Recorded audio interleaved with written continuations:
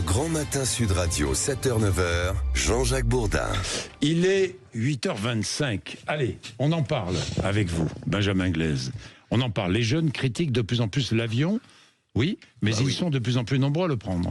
Bah oui, effectivement, c'est tout le paradoxe de l'étude dévoilée par l'IFOP et le cabinet SIA. Les jeunes Français sont le plus sensibles, effectivement, à la cause environnementale. Ils sont à ce titre très critiques à l'égard de l'aérien. Et pourtant, désormais, en France, les moins de 35 ans, c'est près de la moitié des passagers, alors qu'ils ne représentent qu'un quart de la population française. Et la part des 35 ans qui prennent l'avion a augmenté depuis 2016 de 7 points. C'est aussi flagrant chez les 15-24 ans. Dans cette tranche d'âge, on est passé de 13 à 19%. Vous l'aurez compris, le public des Français qui prennent l'avion s'est particulièrement rajeuni. Voilà.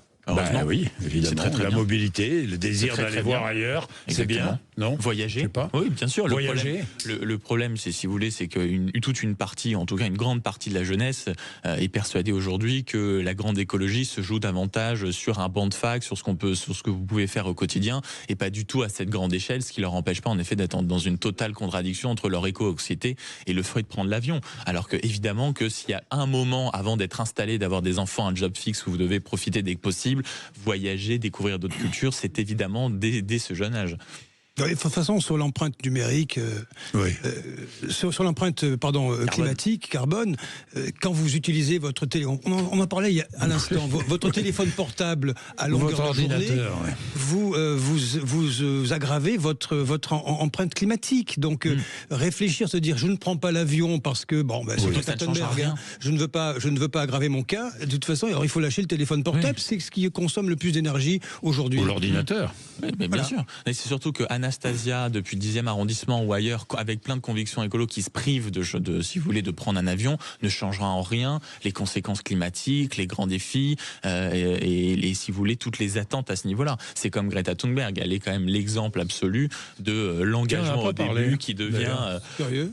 Oui, c'est vrai, ça faisait longtemps. Elle a pris l'avion. Elle a pris l'avion. Oui, elle est obligée. Voilà. Pour rentrer en Suède. Embêtant. Oui, c'est plus compliqué par la mer. Bon, d'accord. Elle a pris l'avion pour rentrer en Suède. Et j'ai vu quand même que le consulat de Suède n'était pas intervenu. Je cite parce que eux avaient prévenu, donc à partir du moment où ils avaient prévenu de la dangerosité le Quai du d'Orsay moment. aussi avait prévenu. Ah bah oui, mais sauf que contrairement à, si vous voulez, les ambassadeurs suédois, nous, le Quai d'Orsay a décidé qu'il fallait envoyer quand même une protection consulaire, ce qui n'est pas la même chose. Et le Quai d'Orsay est prévenu. Absolument. Ils ont décidé de passer les croisiéristes. Ils n'ont pas été expulsés, ils ont été rapatriés. Rapatriés, voilà. Alors, quatre vont passer devant la justice israélienne. 4 Français. Bien, dont Rima Hassan, qui n'a pas fini de faire parler d'elle à l'occasion. Il est 8h28. David Lisnard est avec nous dans quelques instants, maire de Cannes et président de l'AMF, l'Association des maires de France. Avec vous, Clément Barguin, le rappel des titres de l'actualité.